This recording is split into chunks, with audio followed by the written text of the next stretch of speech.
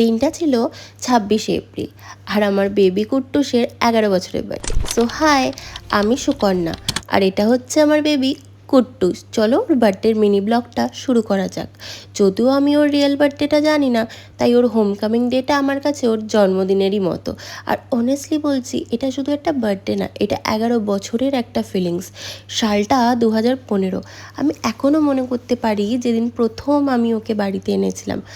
আমি তখন বুঝতেই পারিনি যে কবে ও আমার আস্তে আস্তে পুরো পৃথিবী হয়ে যাবে। এই 11 বছরে আমি অনেক কিছু দেখেছি।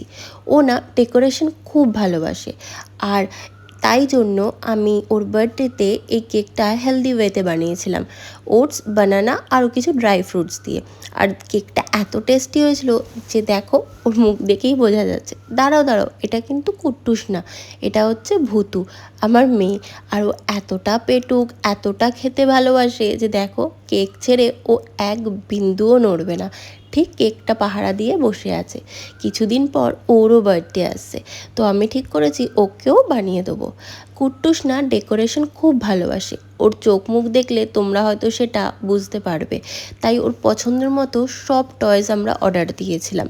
যদিও বলটা ওর সব থেকে বেশি ফেভারিট, কিন্তু বাকি টয়েসগুলো আমরা অর্ডার দিয়েছিলাম, কারণ ভূতুও কিছু কিছু জিনিস নিয়ে খেলতে ভালোবাসে। যদিও সব সময় খেলে না, ওর কাছে খাওয়ারটাই সব কিছু, তবুও আমরা চেষ্টা করেছিলাম যাতে ওকেও খুশি করা যায়, ও যাতে লেফট আউট ফিল না করে। এই 11 বছরে আমি অনেক কিছু দেখেছি, ভালো সময়, খারাপ সময়, কিন্তু সব সময় ওকে আমার পাশে পেয়েছি।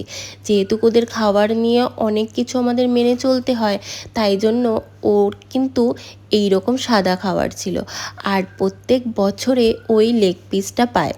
চলো এবার ওকে ডেকে নিই। দেখো ও কতটাই না খুশি হয়েছে, খাবার দেখে ওর তো চক্ষু চড়ক গাছ। প্রত্যেক বছরই আমরা ওর জন্য স্পেশাল এই লেগ পিসটা আনি, আর কিছু বয়েলড ভেজিস থাকে। তবে ওকে হাড্ডিটা খেতে দেওয়া হয় না, কিন্তু ও এইটা দেখে এত খুশি হয়ে যায়। আর প্রত্যেক বছর আমার মা ওকে আশীর্বাদ করে। আসলে যারা ওদের রাখে তারা জানে ওরা বাড়ির সদস্য থেকে কোনো দিক দিয়ে কম হয় না, তাই আমরা ওকে পেট হিসেবে না, আমাদের ফ্যামিলির একজন সদস্য হিসেবেই দেখি। আমাদের কমফর্ট, আমাদের সেফ প্লেস সবটাই ও। এখন যখন দেখি ধীরে ধীরে ও সিনিয়র হয়ে যাচ্ছে, অনেস্টলি আমার একটু ভয়ই লাগে। আমি চাই সময়টা একটু থেমে যাক, কিন্তু আজ আমি শুধু সেলিব্রেট করতে চাই ওকে, ওর ভালোবাসা, ওর প্রেজেন্স, সব কিছু নিয়ে। মানুষ থেকেও বেশি আন্ডারস্ট্যান্ডিং যে ও কবে হয়ে গেছিলো আমরা কেউ বুঝতেই পারিনি। তবে কুট্টু আর ভূতু আমার কাছে মানুষের থেকেও অনেক বেশি দামি।